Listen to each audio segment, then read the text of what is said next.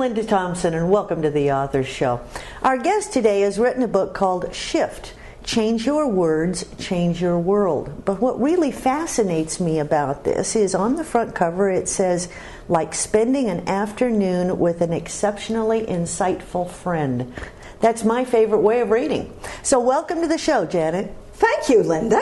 I'm delighted to be here. Well, I am so pleased to have you because I'm really curious about how I'm going to spend an afternoon with an insightful friend. What is Shift all about?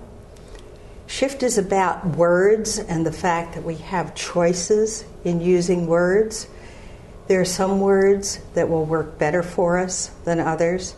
And as soon as we become aware of how we can use words in ways to bring peace into our lives and power too, and to get what we want, we can do all kinds of shifting, not only with our words, but also with our emotions, our actions, our perceptions, everything. So what you're telling me is, some of the things I've been reading lately is, whatever you put out there's what you get back. Oh, I agree with that. If you don't believe it, try it. So if you're putting out a lot of negative thoughts, you will bring negativity into your life. If you're putting out positive thoughts, if you're working with vision boards and affirmations, that's what you will bring into your life. Okay. What brought you to write this book? I had a mystical experience about 35 years ago. It was an amazing experience because all of a sudden, everything fell into place for me. I understood words that hadn't made sense to me anymore in the context of a particular situation.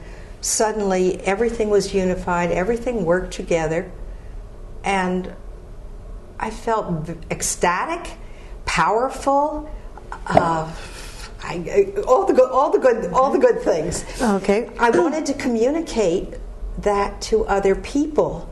But I realized very fast that no one understood what I was saying because words divide, the experience unifies. And I've spent years and years writing, trying to figure out how I can communicate this experience to other people and have them bring it into their lives. Can't do it directly, because words are not truth. Very interesting. I know you're visiting us from Panama. Yes. Your background, you've been an attorney. Yes. I find this particular shift very interesting to see this evolution. Before the show, you were telling me that you became an attorney to try to relay this experience. How did all of that work? It worked very well for me in a number of ways. The law practice and the legal education have been very valuable to me in terms of what I view as my mission and my vision here, in that I have learned how to use language pretty clearly. I know how to ask the right questions to get the answers that I need or that someone else needs. And from an emotional perspective also, it's been very helpful, because practicing law in the 1980s as a female, I had to deal with a lot of very nasty, arrogant, belligerent, bullying males. And it gave me a lot of practice in being organized, well prepared, not letting them get under my skin, and frankly, ultimately embarrassing them. Well, I like that.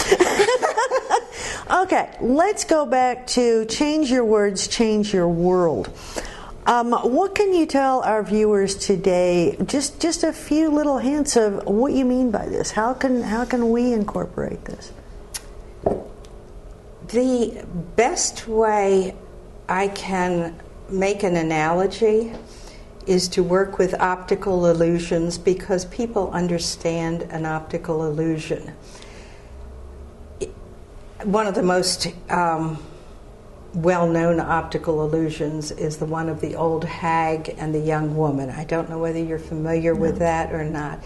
It's been around for a long time. The lines on the paper are fixed and final. but our minds take those lines and they shape them one way or another. So we either see the old hag or the young woman. Depending on what we see, we may feel differently about what we see. For example, if we see the young woman, maybe she makes us feel vibrant. If we see the old hag, maybe it makes us feel depressed. We have a choice. The real world is the same way. We have a choice as to how we're going to label it, how we're going to perceive it, and we can shift what we focus on to bring into our lives what we need. Whether it's peace, whether it's money, whether it's happiness, whether it's a good relationship, anything. And it's about shifting a lot of things, but they all interrelate. I focus on the words. An example would be, I can think of someone I know and I can think, oh, she's so catty and she gossips all the time and I really don't like this a lot. Or I can focus on the time I was sick when she brought me chicken soup to help me get better. My feelings are totally different depending on what I focus on and the words I choose. There's another aspect to this too, which is if I'm focusing on what somebody else is doing, thinking, or saying, I'm giving my power away. If I focus on what my choices are in a particular situation and what actions I can take, I take my power back. Okay. We've got a couple minutes left. So I want to ask you, first of all, where we can find the book.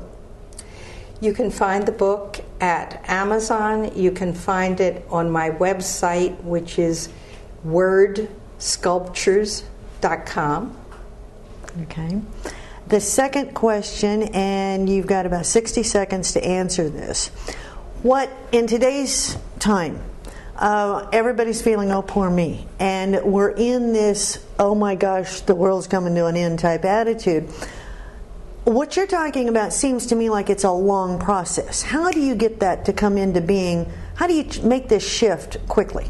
You notice your thoughts. You notice your feelings. You use them as guidelines for changing what you want to change. Vision boards are wonderful.